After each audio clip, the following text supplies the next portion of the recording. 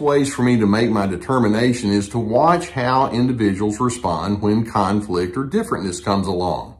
Conflict is simply going to happen, and we're not always going to think the same. And how you manage that is going to tell us a whole lot about who you are from the inside out. When we're dealing with narcissistic individuals, these are people who refuse to take responsibility for their share of the strain and tensions that might be inside a relationship.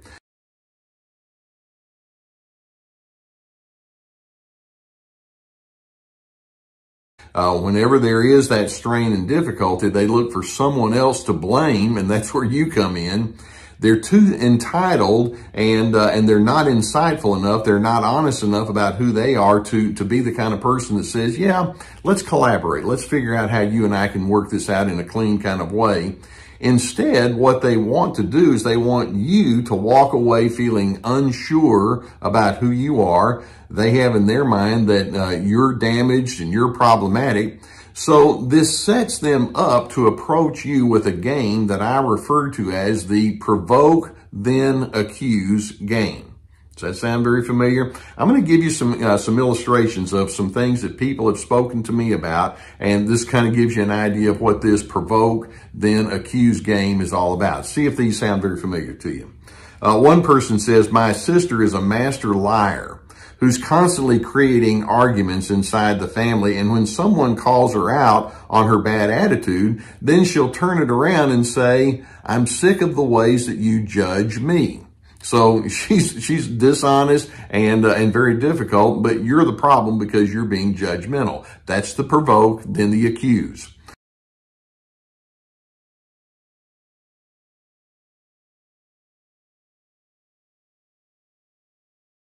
Or another person says, my ex thinks that he's the one that people should look to as they decide what opinions and practices they should prioritize. And then when it's clear that someone disagrees or has different ideas, he accuses them of being closed-minded. So this person is very overbearing, and you're closed-minded if you just don't want to receive whatever it is they're dealing. Or another person says, I've spent my entire life trying to appease my father, who's very critical, and even if he tries to pay me a compliment, there's a complaint that goes along with it, like, thanks for helping me with the yard work, although I wish you could have done it before it began raining. Doing it on purpose. It's ridiculous. And, you know, beyond being a good person, and I do care about people and I have empathy, but you know what really empathy is. If you see a bunch of kids getting smuggled or your neighbor getting robbed, you know that can happen to you. You take offense to it because it can be done to you. See, people that have empathy, sociopaths think we're weak. No, we build civilization. We have empathy because we don't like people doing bad stuff because it can be done to us. We take it personal. We care about those people because we care about ourselves. And you dumbasses that serve evil have never been able to figure that out. To restore a relationship with our children, we need to go to them and say, you matter to me, you're important to me, and I want to work on this no matter how difficult it may be. Now, how do you show somebody honor, preacher? How can I show my child honor? 4 ways. First of all, by listening to them. By listening to them. When you really listen to somebody, you're showing them honor. You're showing them respect. You're affirming their value.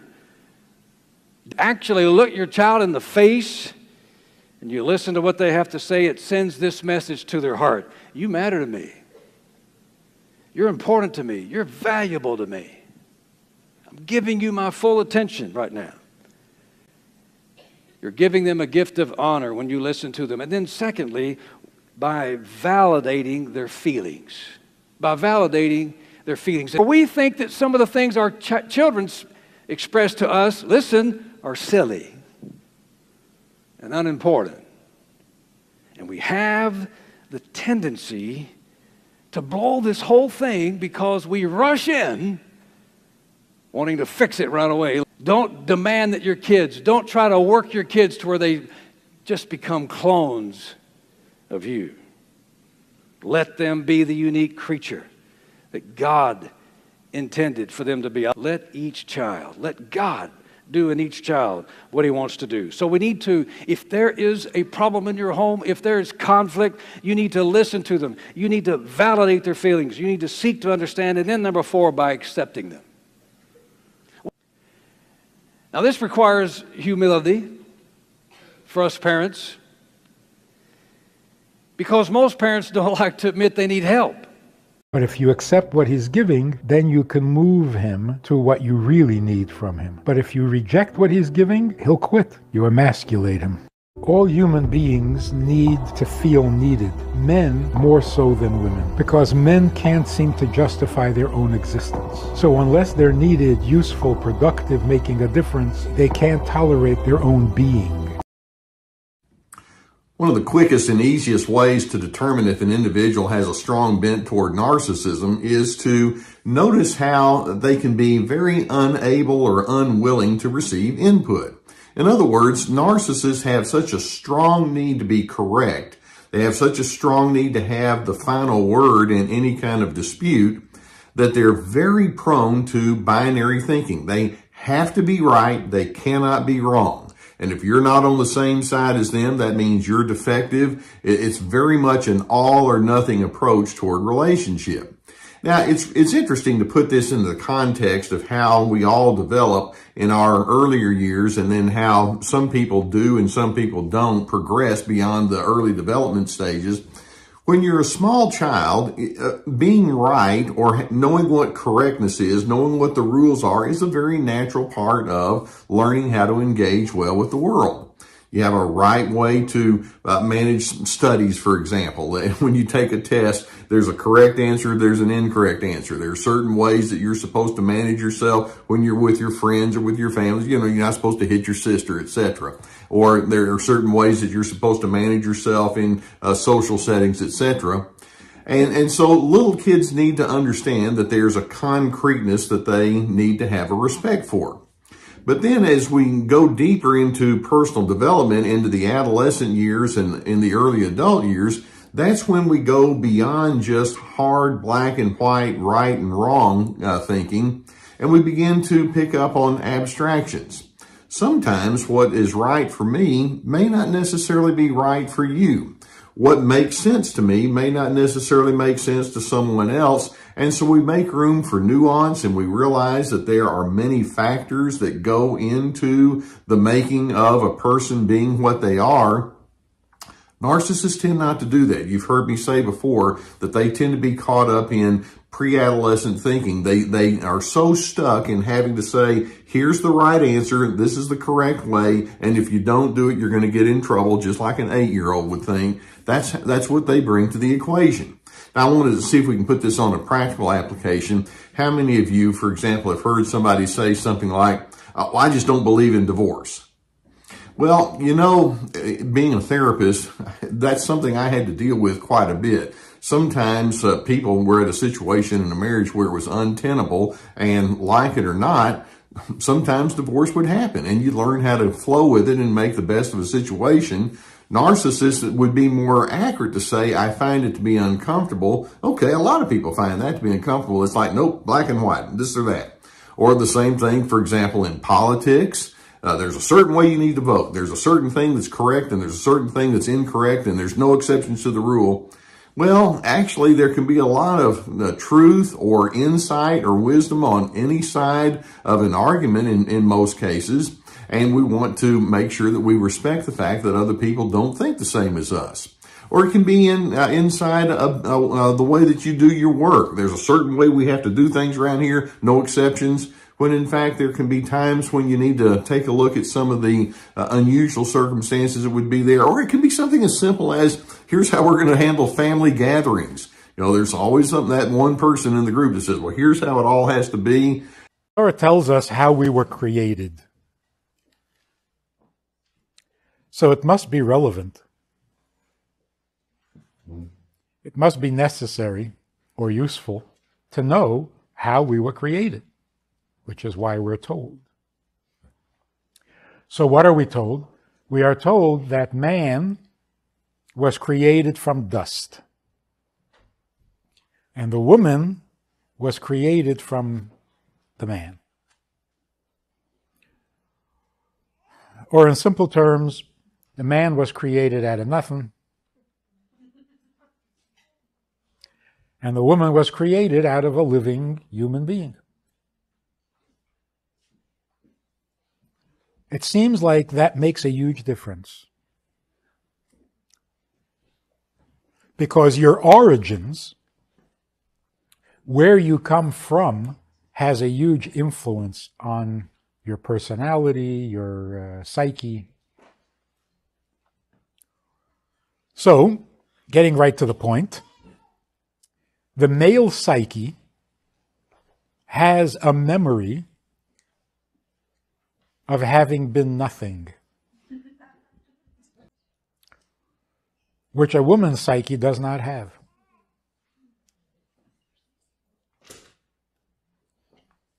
And that's why men have a legitimate, healthy fear of turning out to be nothing.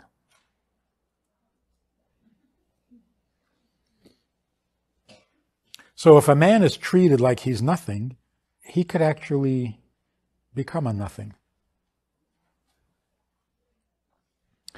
And anytime anything suggests or reminds him of that nothingness, he panics. His survival is at stake. Of course, his mental, psychic survival. And that's why men have a very fragile ego. Because it doesn't take much to make them feel like nothing. Because they suspect that they might be nothing, even without your help.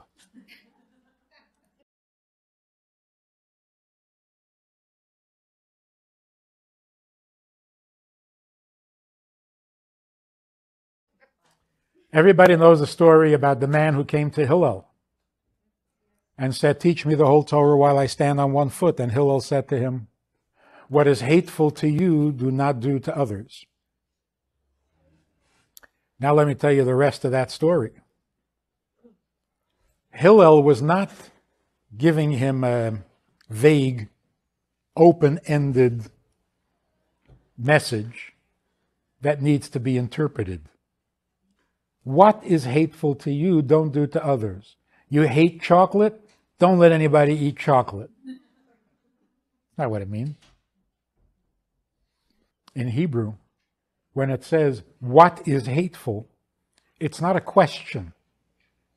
It's a description. That thing, you know what I'm talking about, that thing that you hate, don't do it to others. What is that thing?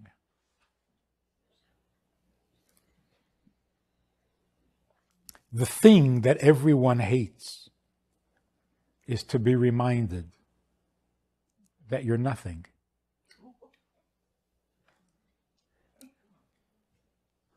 It's a male thing. Women don't have that. Because in a woman's psyche, there is no zero. You're either a 1 or you're a 10. But there's no zero. So although nobody wants to be a 1, but if you treat a woman like she's nothing, it simply doesn't compute. You treat a man like he's nothing, you can convince him. That's why if you treat a woman like she's nothing, she's puzzled. Like, what in the world's going on? You're treating me like I'm nothing? That doesn't compute. I'm not nothing. With a man, I always suspected I might be nothing, and now you're confirming it, and what am I going to do? If you're nothing, you're nothing. But it's a horrible feeling that you'll never understand.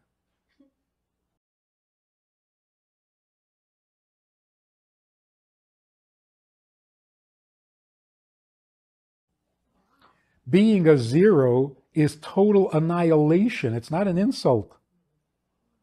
I mean, it's much more than an insult. It's total annihilation. When you put down a man, you're destroying him.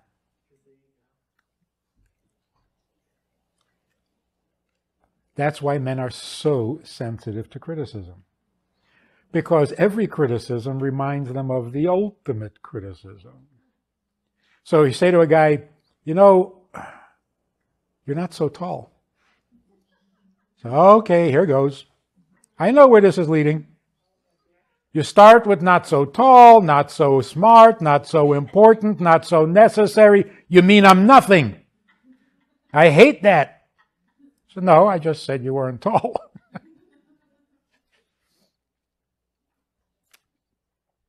So that's why men can't tolerate any criticism. See, this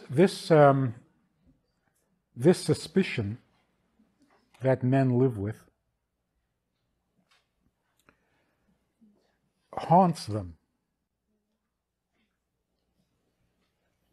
It's not a conscious thought, but it's always there. That's called haunted. Men are haunted by this fear. It's a demon or a monster in their closet. And we spend a lot of time and a lot of energy keeping that closet closed. So it's very common that men will overcompensate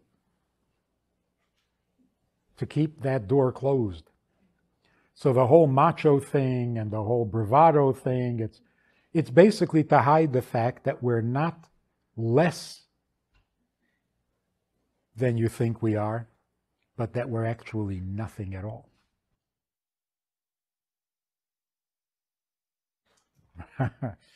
The funny thing is, no matter how many times women will tell men that they're not nothing, it doesn't make a dent. Because you can't undo a created condition.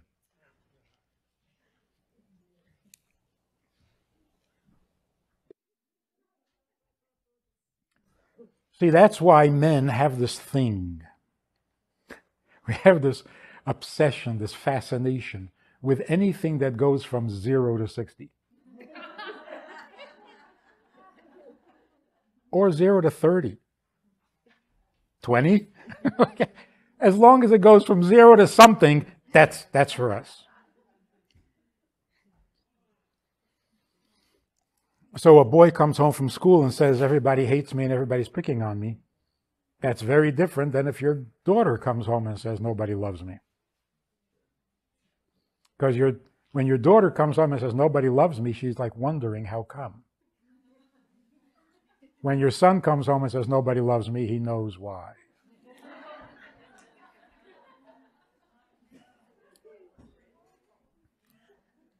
And there's nothing he can do about it.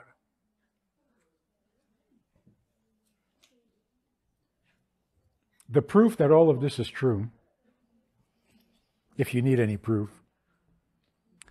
is not only how sensitive men are to criticism, but how positively men respond to compliments. It's totally disproportionate.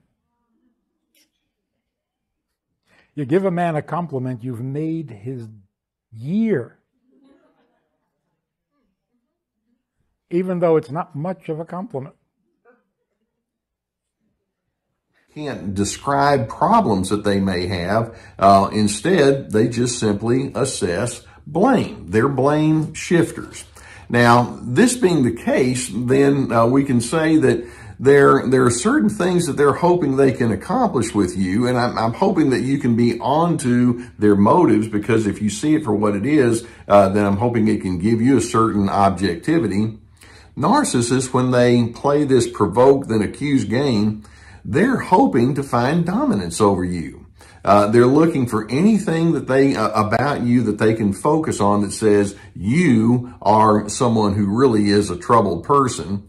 They desperately, and this is important for you to recognize, They desperately want you to become unruly in your reaction to them.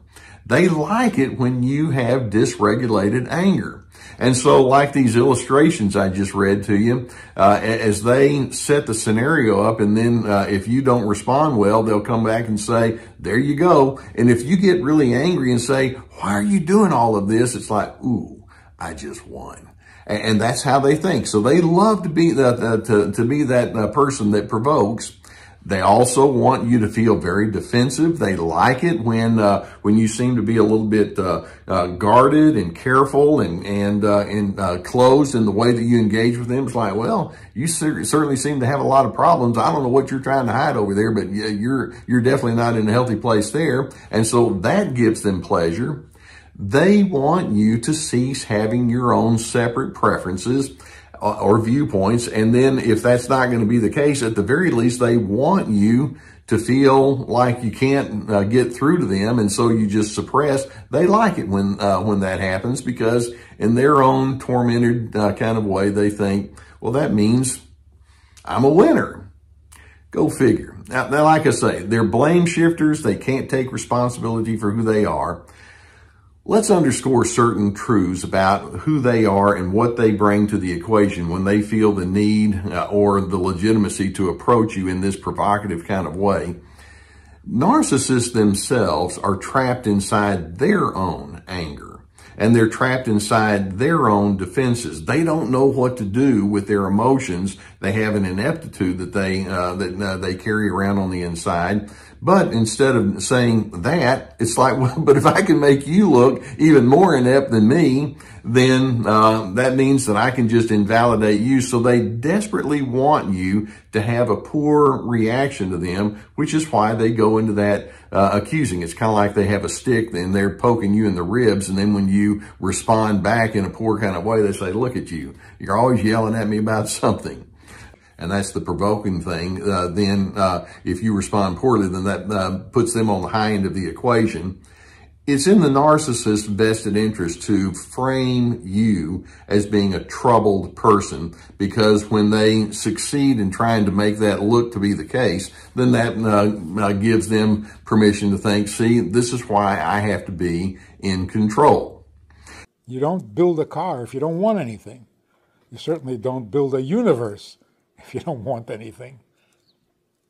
So the real question in life, the ultimate question in life is, whoever created me, what does he want? That's called a conscience. People without a conscience are sociopaths. A human being has a conscience. And what does a conscience mean? It means I realize I am in someone else's world. What am I supposed to do? Am I behaving correctly or incorrectly? That's a conscience. Anyone without that sense is an irresponsible, dangerous person.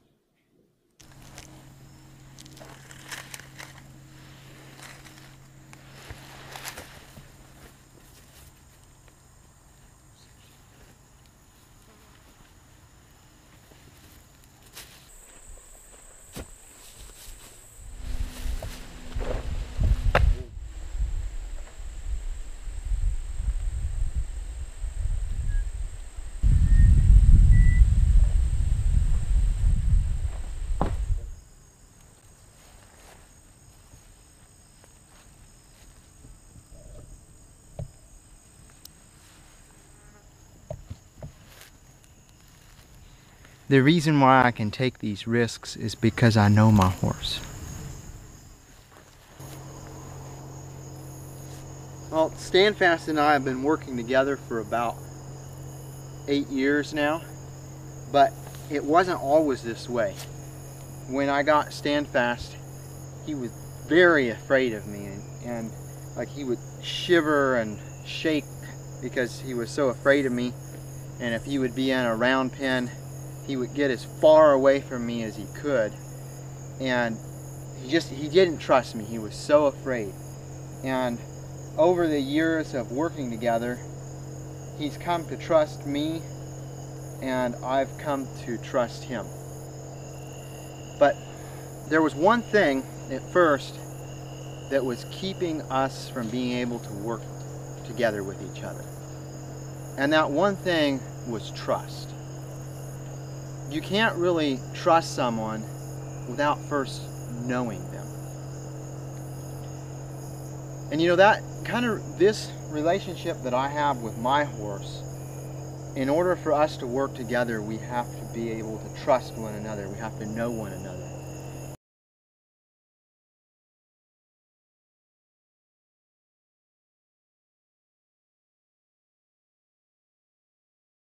When Adam listened to the woman, after she listened to the devil became her God. And that's what's driving her today, way back in the Garden of Eve until now. And when the man listened to the woman, she became his God. That's why every time the man listens to the woman today, he suffers, even if it's his mama. He suffers.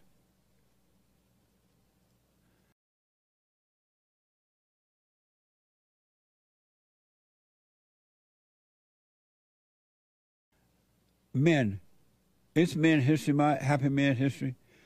In order for you to be free, ain't no way out unless you return to the Father. Forgive your mothers for recreating you in her image, passing that spirit on to you, recreating you in her image, her mindset and emotions and doubts and fears and all that. And forgive your father for not protecting you from her. He couldn't help it either. He was married to mama or you made a baby with mama. And then the buck start with you. You must be born of the Spirit. You are a spirit. You're not your body. You're not your thoughts. You're not the feelings. You are a spirit.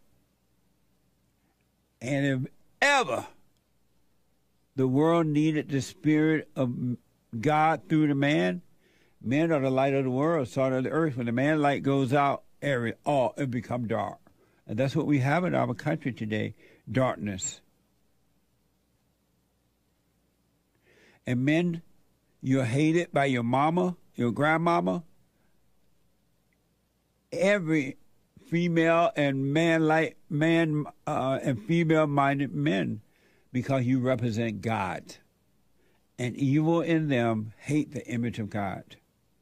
But they dress it up with other things, and they call it everything but what it is. Over the years, so bad now, the men are committing suicide and everything else. And the mothers are turning the children against the fathers like 90 going north because the mothers are evil. They have no love. They don't love the children and the father of the children. Not even themselves, to be honest. Exactly, yes. Let me ask, where is your mother still living? Yes. Oh, she's still living? Yes. Why don't you face her so you can overcome the fear? And once you overcome the fear, you'll be free. Daniel, welcome to the show. You're on the air. I was referring, because there are some mothers, like that mother there is blatantly going after the son, right? But there are mothers who their kids call nice and quiet and sweet, and they look like they're not destroying the children, but they are. They're doing the same thing. So that's what I meant by extreme. She's like openly doing it, and the nice mama does it under the umbrella of niceness, but she's causing as much hell as well. Yeah, I mean, I see her a lot. Unfortunately, I'm here right now. It was only supposed to be for a couple of days, but I'm already feeling the burden of it, like the stuckness of it.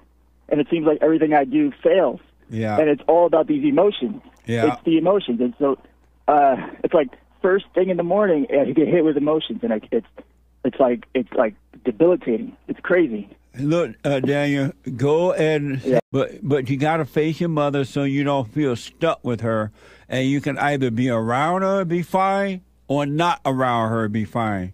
You'll be free. Yeah. But you got to and don't have any expectation from her. Don't expect her to admit, Right. and you don't need her to admit to anything for what she's done, but that's on her. You'll be free, Daniel. Everything will start to open up for you. All right, thank you. Yeah, because it's about time, man. I can't. Yeah.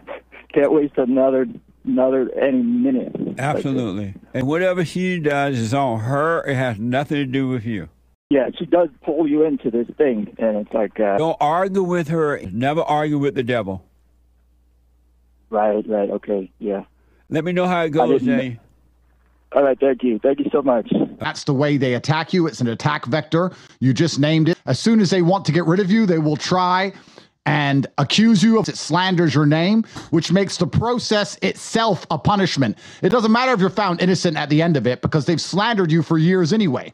The process is a punishment. They're also extremely subjective, hard to prove. They don't need any solid evidence to turn on you in an attempt to destroy your life. So it's a very common tactic. And they call that evidence of you abusing a woman. It's ridiculous.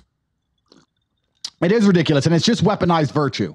The problem they're having is that we're telling the truth, and we're repeatedly telling the truth, and we have morals and we have standards, and we're standing up for what we know is right, and we're standing up for God, and we're doing the right thing. So how do they attack us? It's very difficult to say we're not principled or intelligent or correct. So instead they have to say we're bad people. So to say somebody's a bad person, what you do is you weaponize a virtue. You say he's misogynistic or he's homophobic, or you find some virtue and you put it into a bullet and you shoot it at them. And it's all just character assassination tactics. They can't say we lie because we tell the truth. And we keep repeatedly being proven telling the truth. So instead they have to assassinate our characters. That is their primary goal and objective. And that's why the process itself is a punishment. Still going through the grinder of endless character assassination. It's insane. You're either on their team and they protect you, or you're against them on the side of God and truth, and they're absolutely out to destroy you. Degree of standard for themselves, any degree of parameter for what they will accept inside of their minds, they see that as a threat to the slave programming. If a man stands up for himself and has self-respect, he doesn't want to take antidepressants. He respects himself. He respects himself. They don't want men to have self-respect. We're not allowed to have self-respect. We have to sit there and be completely empty vessels waiting for the slave programming to be plugged in, so we'll comply. That's all they want is compliance. And that's why me, as a man who stands up and says, listen, you should become as strong as possible. You should believe in yourself. You should be motivated. And that's the thing women need to realize. Women are the most depressed they've ever been statistically. Women are the most alone they've ever been. They're the most unhappy. And it's because they're being taught to reject the biology of who and what we are. Absolutely. Strong men make women happy. I get called a misogynist all the time for telling men to have standards. Men with standards and principle and capability and competence make women happy. The number one way to improve female mental health is to make men better men. And the reason they don't want men to be strong and have any kind of control over their relationships or their households is very simple. Females are easier to sway with an emotional argument.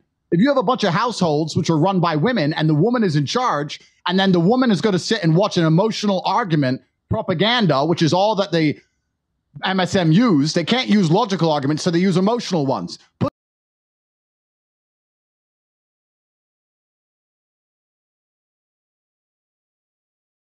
If you have a bunch of households which are run by women and the woman is in charge, and then the woman is going to sit and watch an emotional argument, women fall for emotional arguments easier than men. So how do you control a populace? It's very simple. You subdue the men, you make the women in charge, you make a matriarchy, and then you use emotional arguments via the propaganda mechanisms because women are more likely to agree with them, and then you have the entire population under control. That's why it's done on purpose. They don't want a man to have any degree of control over anything in his life. You know, even his own house. You can't be the king of your own household anymore.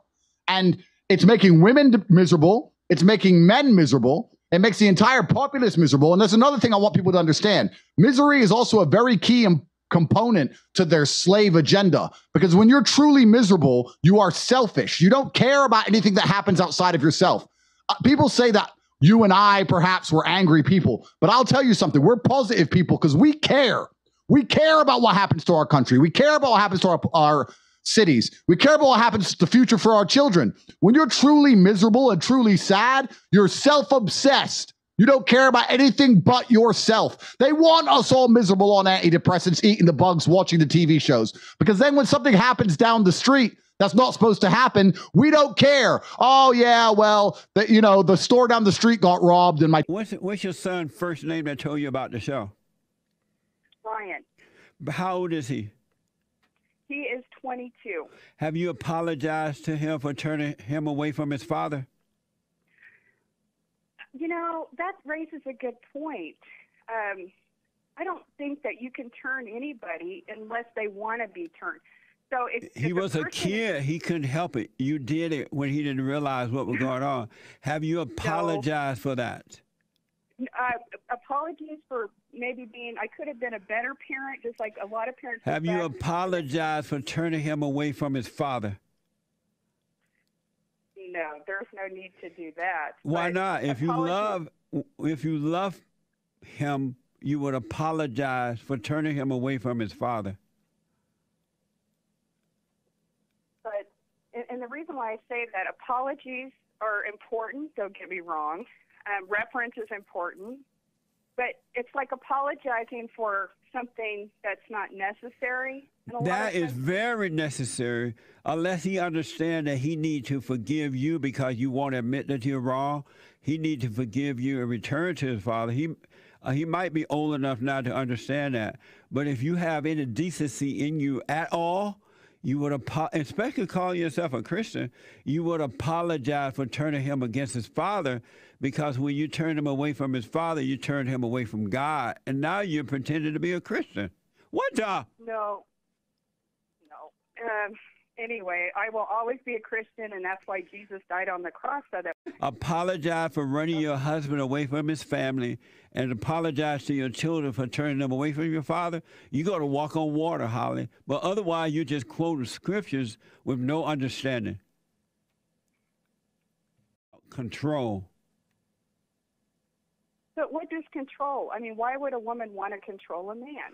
Because of her ego. Women are very insecure. They're in a fallen state, and they're very insecure. And so they try to control the man or the children or the cat or the dog, and it gives them a false sense of security, of salvation. When they're really looking for the love of a father, they use other things to try to fulfill that void. So if they can control the man, then they feel like that void is fulfilled. But because I've seen it recently, a lot of men are starting to wake up from within.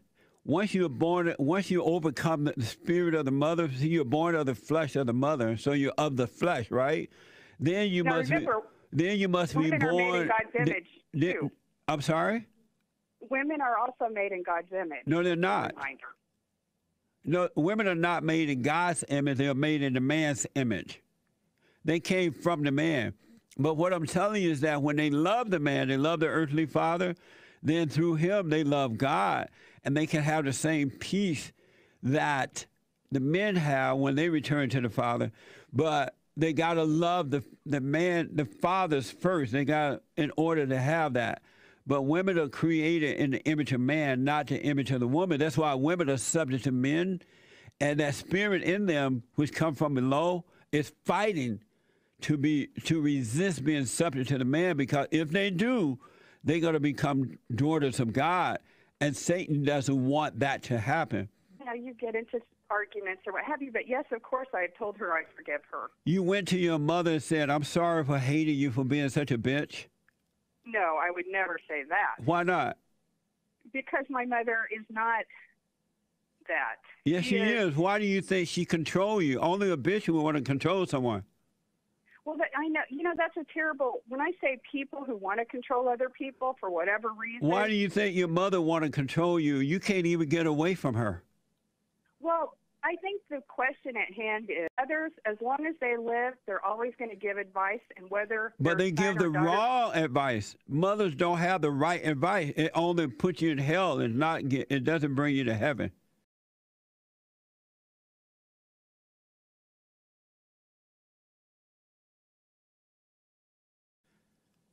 But what about fathers?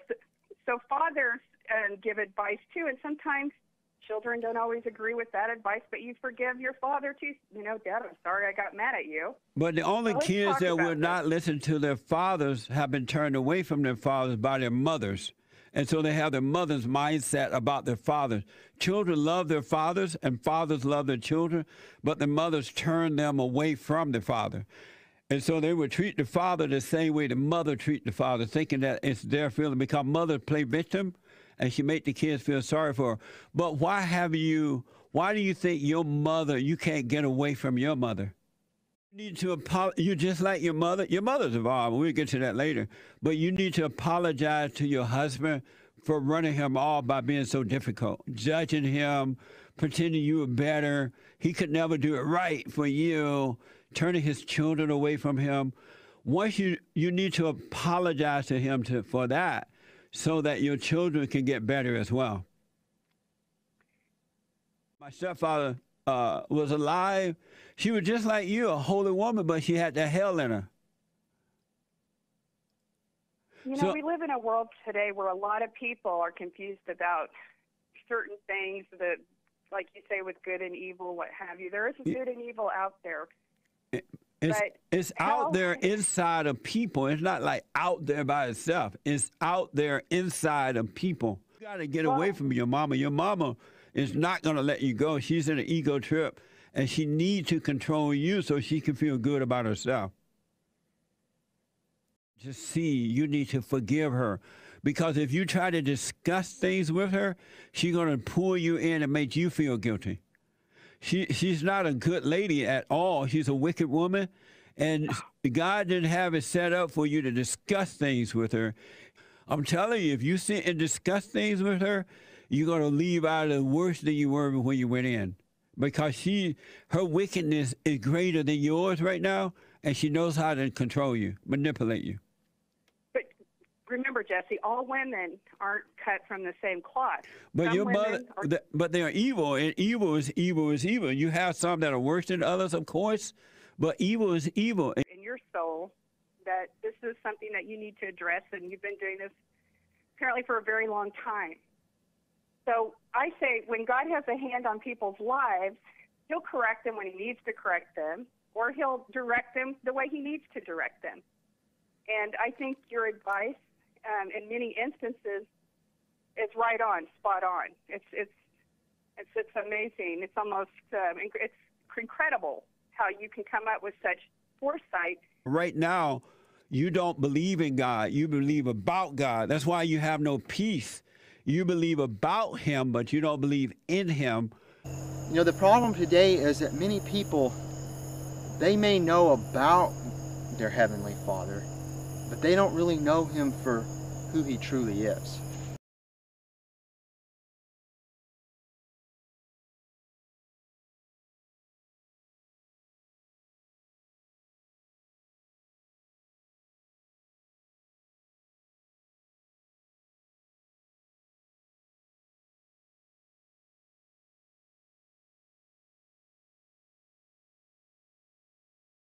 But it does not cure pneumonia, right? So for which disease is Tanya the cure? And we don't mean just Tanya, we mean Hasidic philosophy. What is the disease before Mashiach?